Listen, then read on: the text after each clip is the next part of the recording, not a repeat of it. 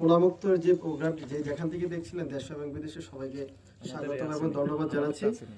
আমি শুধু স্ট্রেঞ্জ মানে অদ্ভুত এবং অবাকভাবে দেখতে পাচ্ছি যে এই যে আমাদের ইসলামিক স্কলার্স আপনারা জানেন ডক্টর রফিকুল্লাহ আফসারী সাহেব, আমি দীর্ঘ সময় ধরে দেখেছি গত কয়েক বছর যাবতে উনি এই কাজটা করে যাচ্ছেন, 14 বছর যাবতে উনি এই কাজটা করে যাচ্ছেন। একটা লং টাইম মানে এক যুগের উপরে সময় উনি কাজটা এককভাবে নিজস্ব প্রচেষ্টায় করে যাচ্ছেন। আমি মনে করি এই যে একটা মানবিক কাজ, এটা সাদগা জারিয়ার যে কত উচ্চ লেভেলের কাজ এটা আসলে কল্পনা করা যাবে না।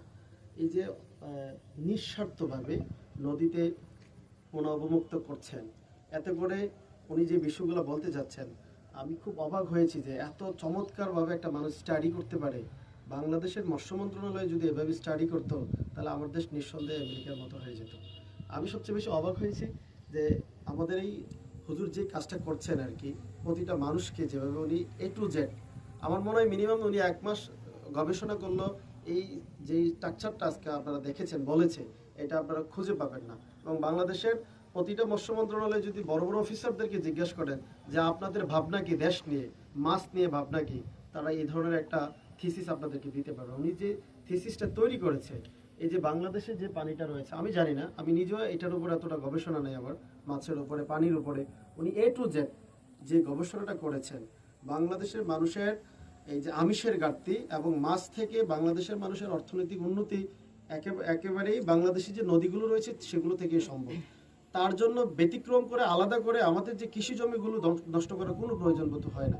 আজকে আমি সবচেয়ে বেশি ধন্যবাদ জানাবো এবং দেশ এবং বিদেশে প্রবাসী যারাই দেখছেন আমি তাদেরকে উদাত্ত আহ্বান জানাবো। এবং আমি নিজেও উনি যেভাবে প্রতিটা মানুষকে 20 কোটি মানুষকে কেন্দ্র করে গবেষণা করেছেন, প্রতিটা চা দোকানকে কেন্দ্র করে গবেষণা করেছেন, প্রতিটা সরকারি অফিসারকে কেন্দ্র করে, প্রতিটা গ্রামকে কেন্দ্র করে, প্রতিটা জেলাকে, ইউনিয়নকে, থানাকে কেন্দ্র করে যেভাবে বলেছেন যে 1 কেজি করে আপনারা মাছ দেন। 1 কেজি মাছের তো একেবারেই সামান্য। আমরা যদি সম্মিলিতভাবে সকলে চেষ্টা করি এভাবে, একেবারে আপনারা ওই যে হুজুর যেটা বলেছেন আর কি, যে আপনাকে ফেরেশতাদেরকে বলবে যে কিয়ামত পর্যন্ত তোমরা সওয়াব লিখতে থাকো। আমাদের যে এত বালা মুসিবত আসে, আপনারা কিন্তু এই কাজগুলো করতে পারেন। সাধারণত এই যে প্রকৃতি, আমি মনে করি আর কি ব্যক্তিগতভাবে আমাদের হুজুরের মনটা আসলে প্রকৃতির মতো বিশাল, না হলে এটা সম্ভব না। এই ধরনের চিন্তা একজন মানুষের কনসেপ্ট থেকে আসার কথা না। ঠিক আছে, আমাদের দেশের জ্ঞানী গুণীর অভাব নাই, কিন্তু নিঃস্বার্থভাবে দেশের মানুষের জন্য, দেশের প্রকৃতির জন্য, পৃথিবীর জন্য এই ধরনের কাজ করা খুবই বিরল, খুবই বিরল। আমি সুজুরকে আমার মন থেকে তার জন্য দোয়া করি, আল্লাহ তাকে নেক হায়াত দান করুন। এবং বিশেষ করে আমি সবাইকে বলবো আজকের এই পুনর্ভুক্তর প্রোগ্রাম থেকে আমি বলবো যে দেশের প্রতিটি পরিবার, প্রতিটি